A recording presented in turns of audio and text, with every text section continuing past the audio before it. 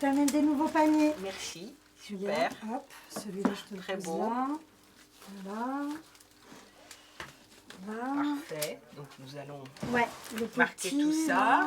Un petit, tu m'avais demandé des plus petits. Hop.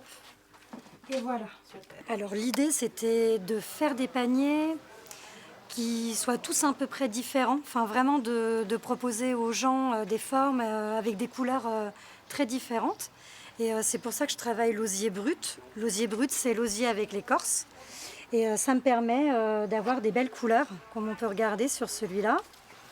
Donc ça reste la même plante, c'est toujours de l'osier, mais c'est des variétés différentes qui donnent des couleurs différentes. J'aime bien aussi donner des petits noms à mes paniers en fonction de leur forme. Ça, c'est le panier branche. Je récupère du chèvrefeuille sauvage. Ça, c'est le panier zarzo. Ça vient d'Espagne. À la base, c'était des plateaux. Donc c'est la même technique, mais tout plat.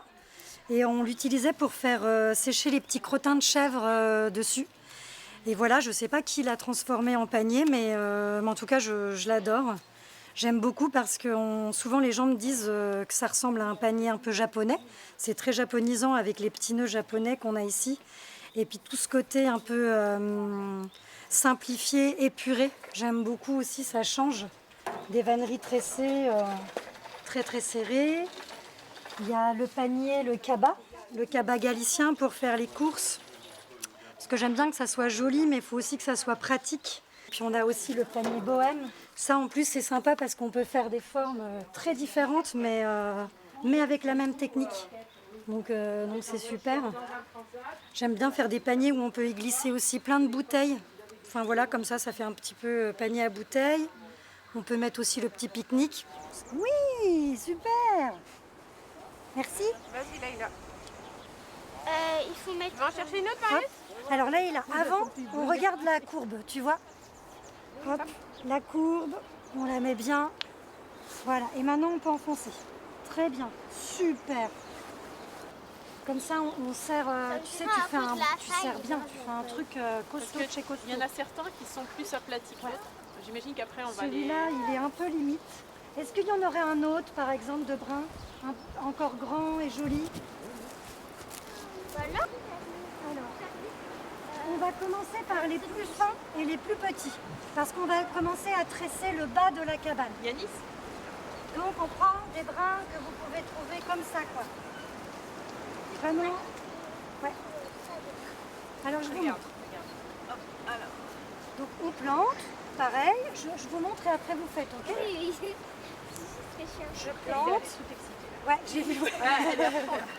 Il y a un truc hyper important, si vous voulez que le brin, la sève se développe vraiment jusqu'au bout, quand on va le tresser, il ne faut pas le couder. Le Ah couder, oui, c'est le oui. plier. Bah oui, Mais, ça donc, casse, on va faire comme en vannerie, devant, derrière, devant, derrière. Donc on prend souvent, on commence par la cime, ça évite de les abîmer. Hop, on passe derrière, devant. Et on prend. Ah Et oui, vous on fait vous pas un faites- sur deux. Non, on pas fait. obligé. C'est en Ok. fonction de comment vous sentez le brin, comment brin. il travaille. D'accord, ok. Alors après, quand ils sont fins comme ça, on peut vraiment... hop.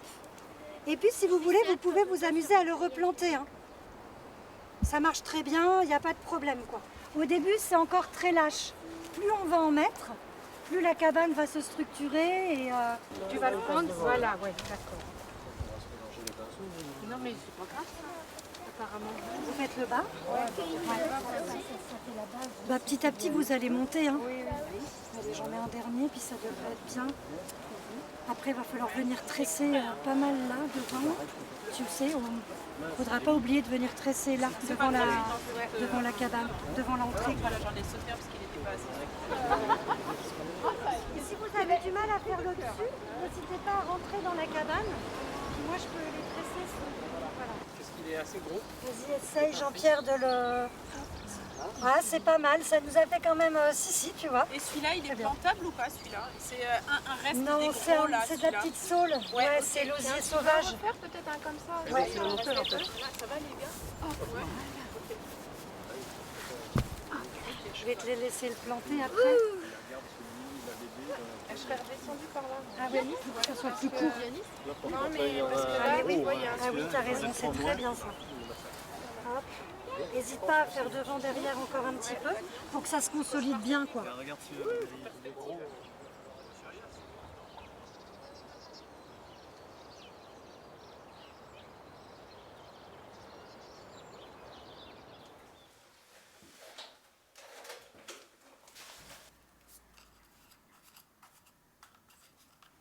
Un soir, je regardais un super bouquin sur le pain qu'avait fait un vieux monsieur passionné par le pain à Celle de Bretagne.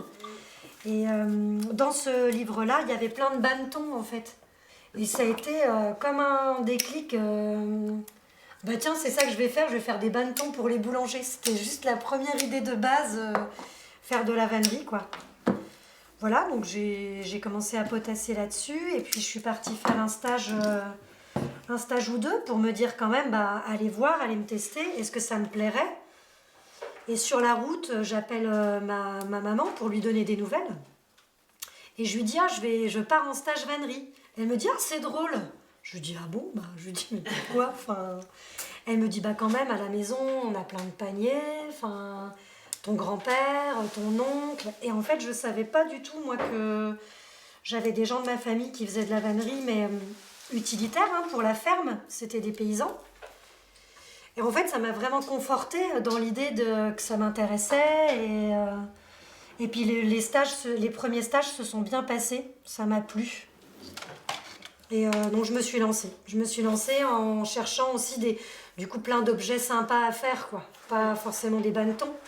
Mais ce qui est drôle, c'est que j'avais un copain boulanger et c'était un peu mon premier client. Et ça s'est fait comme ça, naturellement, en fait. Où il m'a dit, ah, tu fais de la vannerie? Bah, tu pourrais pas me faire des bannetons? Alors, au début, ils n'étaient pas très, très droits. Il m'a dit, non, ça va, c'est bien. Pour faire lever le pain, ça sera bien.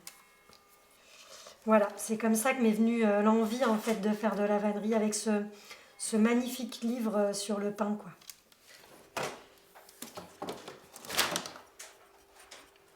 J'ai commencé à faire de la vannerie. J'ai commencé à trouver des cartes, à récupérer des cartes de personnages qui faisaient de la vannerie il y a longtemps. Oui. Du coup, j'aime bien, c'est un peu les anges gardiens de l'atelier en fait. Ouais, bien sûr. C'est les ancêtres quoi. C'est très joli. Il y en a une, c'est des gens du voyage dessus. Et elle est super vieille, celle-là. Je l'ai payée un petit peu plus cher que les autres, mais j'avais vraiment envie de la voir. Parce que c'était des très très bons vanniers. Hein. Tu sais, ils pouvaient faire ça tout le long du chemin. Ils récoltaient en voyageant. Après, ils se posaient pour faire les paniers. Il y en a de moins en moins quand même maintenant. Ah bah oui, oui, bien sûr.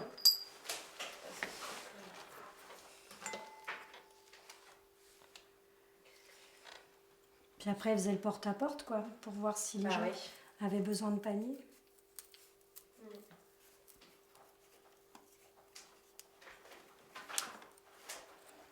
Mais ça a été longtemps mal vu, en fait, le fait de faire des paniers. Ouais. Moi, je pensais que mon grand-père, il allait être fier de moi quand je lui ai annoncé que j'allais devenir vannière. Enfin...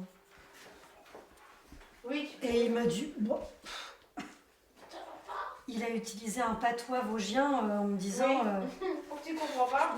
Qu'est-ce que tu vas faire Tu veux être charpagnate? Super, non, c'est le truc le plus bas qui existe, être charpagnate.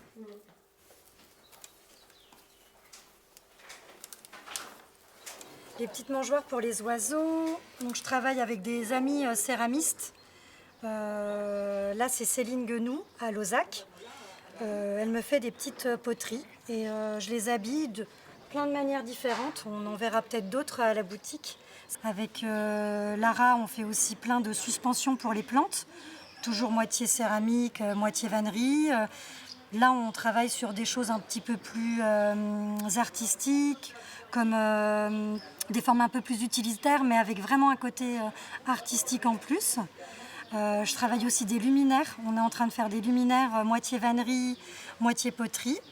Voilà. Et puis avec Amélie, qui est potière aussi et céramiste là à Rochefort-en-Terre, on est parti sur une collection qu'on appelle Sauvage, où on prépare des masques un peu vaudous, des masques en tête d'oiseau, en céramique. C'est vraiment le début. Là, on commence, mais on s'éclate, on adore.